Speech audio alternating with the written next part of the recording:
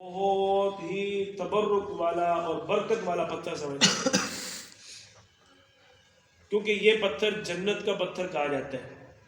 آپ صلی اللہ علیہ وسلم کے دور مبارک میں جب بیت اللہ کو تعمیر کیا گیا، اب حجر اسود کو نصب کرنے کی بات آئی تو اختلاف ہو گیا۔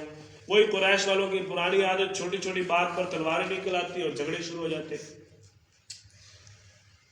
تو ان کے اندر ایک شخص تھا ابو امیہ، اس نے یہ مشورہ دیا کہ بھئی ایسے کریں، کل صبح جو سب سے پہلے حرم میں آئے گا نا، اس کو یہ اختیار دیتے ہیں کہ وہ آ کر حجر اسود کو بیت اللہ میں نصب کر دے گا۔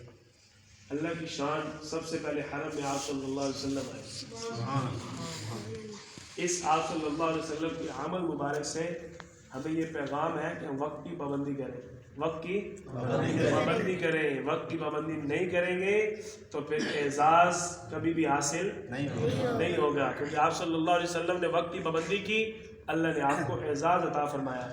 اب آپ صلی اللہ علیہ وسلم کو جب دیکھا قریش والوں نے، کہنے لگے واہ واہ واہ، محمد امین، محمد تو امین ہے، یہی حقدار تھا کہ حجر اسود کو رکھے، کیونکہ یہ تو صادق تھا، سچا تھا۔ آپ صلی اللہ علیہ وسلم نے ایک چادر منگوائی، چادر منگوا کر اس میں حجر اسود کو رکھوایا۔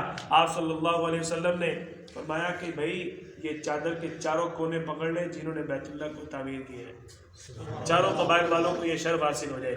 لا کر پتھر کو بیت اللہ کے پاس رکھا گیا اور آپ صلی اللہ علیہ وسلم نے اپنے دست مبارک سے اٹھا کر بیت اللہ میں حجر اسود کو نصب کر دیا۔